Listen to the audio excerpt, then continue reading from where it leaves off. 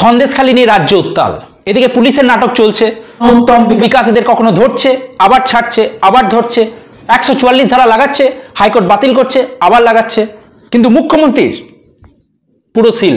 তিনি আবার শুনলাম পাঞ্জাব যাচ্ছে, ওখানে কৃষক আন্দোলন চলছে, তাই ঘোট পাকাতে, ধোঁয়া দিতে।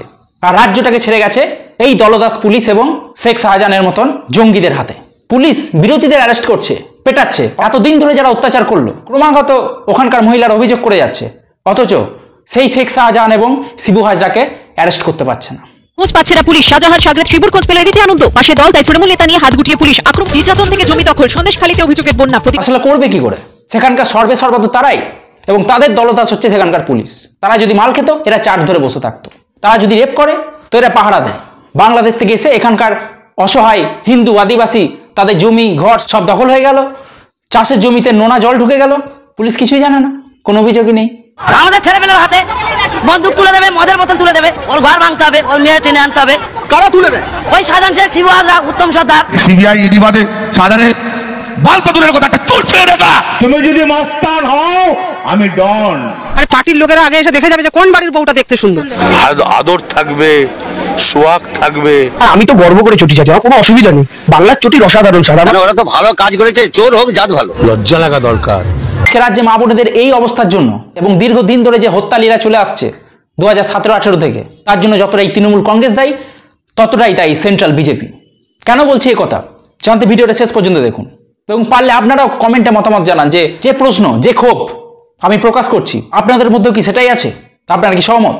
শেখ শাহজাহানকে অ্যারেস্ট করা যাচ্ছে না। এতক্ষণ সেন্ট্রাল বিজেপি বা কেন্দ্র সরকারের কাছে খবর চলে গেছে। সেখানকার মহিলারা বলছে যে আমরা এই যে মিডিয়ার সামনে এত কিছু বললাম, বাট আমরা ভয়ে আছি। তখন একটা সময় মিডিয়া চলে যাবে, পুলিশ চলে যাবে, এরপর তো আবার অত্যাচার শুরু হবে। তো আমাদের এটা মেনে নিতে হবে যে কেন্দ্র সরকারের ক্ষমতা নেই শেখ শাহজাহানকে অ্যারেস্ট করার। যারা কিনা কাতার থেকে নেভি অফিসারদের ফিরিয়ে আনতে পারছে, সোমালিয়ায় ফেঁসে থাকা বিভিন্ন ভারতীয় এবং অন্যান্য দেশের নাগরিকদের জলদস্যুদের হাত থেকে বাঁচিয়ে নিয়ে আসছে, পাকিস্তানে সার্জিক্যাল স্ট্রাইক করছে, মায়ানমারে করছে, বড় বড় মুখ্যমন্ত্রীদের অ্যারেস্ট করতে পারছে, তারা সামান্য শেখ শাহজাহানকে অ্যারেস্ট করতে পারছে না। এটা মেনে নিতে হবে। এখানকার পুলিশের ভরসায় ছেড়ে দিয়েছে। আজকে 300টারও উপরে মেন স্ট্রিম মিডিয়া চ্যানেল আছে।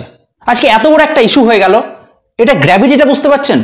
এটা একদিনের ঘটনা নয়, কোনো রাজনৈতিক ঘটনা নয় যে মারামারি হয়ে গেল, কোনো একটা কনফ্লিক্ট হয়েছে। দীর্ঘদিন ধরে এটা একটা মানসিকতা, যেটাকে প্রশ্রয় দেওয়া হয়েছে। কিন্তু একটা ন্যাশনাল মিডিয়ায় কোনো শো হয়নি এখনো পর্যন্ত। সন্ধ্যে 6টা থেকে রাত 10টা পর্যন্ত এতগুলো ডিবেট হয়, বিজেপি একটা ডিবেট করাতে পারছে না এই এত বড় ইস্যু নিয়ে। শুধু স্মৃতি ইরানি একটা প্রেস কনফারেন্স করে দিল, বাস দায়িত্ব শেষ। আইটি সেলের হেড অমিত মালভিয়া, মোদিজি আবুধাবিতে মন্দির উদ্বোধন করছে, সেই নিয়ে লাফালাফি হচ্ছে। ইস বার 400 পার। অথচ রাজ্যের এই ঘটনাটা নিয়ে কোনো টুইটই নেই সেইভাবে। ইস বার 400 পার। আরে কি করবে সেই 400 পারটা নিয়ে? 400 নাম্বারটা নিয়ে কি হবে? আলটিমেট যদি এই তার রেজাল্ট হয়, ক্ষমতার ইমপ্লিমেন্টেশনই যদি না হয়, তাহলে 400 আর 272 দুটোই সেম। আজকে 10 বছর বিজেপি ক্ষমতায় আছে, এবং এই অত্যাচার রাজ্যে সাধারণ মানুষের ওপর এবং বিজেপি এবং আরএসএস বিভিন্ন ওয়ার্কারদের ওপর 2017-18 থেকে হচ্ছে। কত ওয়ার্কারকে মেরে ফেলা হয়েছে, কিন্তু কেন্দ্র সরকার চুপ। 2018, 19, 21 এখন এইসব ঘটনা ঘটছে, কেন্দ্র সরকারের কিছুই করার নেই। আসলে যে মৃত্যুগুলো হচ্ছে, they are just bloody number to you guys, the number that you can cry. র্যালিতে গিয়ে বলবেন এতজনের মারা গেছে, 135 জন মারা গেছে, দিয়ে সেই নিয়ে রাজনীতি করবেন। আজকে এই মোদিজি, এই অমিত শাহ চুপ করে আছে, এরাই আবার আসবে ভোটের সময় র্যালি করতে, ওরা নাম নিয়ে নিয়ে বলবে সন্দেশখালী মে মহিলাओं के साथ बलात्कार होता है तो हमको ভোট দিজিয়ে। সেগুলো আপনারা বলবেন, তারপরে বাংলার মানুষ জানবে আপনারা কি করেছেন। ঘটনাগুলো যখন ঘটছে আপনারা কি করছেন? ভোট প্রচারে ব্যবহার করার জন্য এরা আছে। পুরো সেন্ট্রাল বিজেপি বাংলার বিরুদ্ধে একদম বেকার। নাকি দিদির সাথে ডিল হয়ে গেছে, তুমি যা খুশি অত্যাচার করে যাও, আমরা শুধু ভোটের সময় এসে একবার করে বলে দিয়ে যাব। আজকে নরেন্দ্র মোদী কবার এসছে বাংলায়? 2019-এর ভোটে এসছে, 2021-এর ভোটে এসছে, তারপর একবারও এসছে। এর থেকে বোঝা যাচ্ছে কতটা চিন্তা তারা করছে, কতটা তারা সিরিয়াস। একটা কথা মাথায় রাখা উচিত, অন্যায় যে করে এবং অন্যায় যে সহে, দুজনই সমান অপরাধী।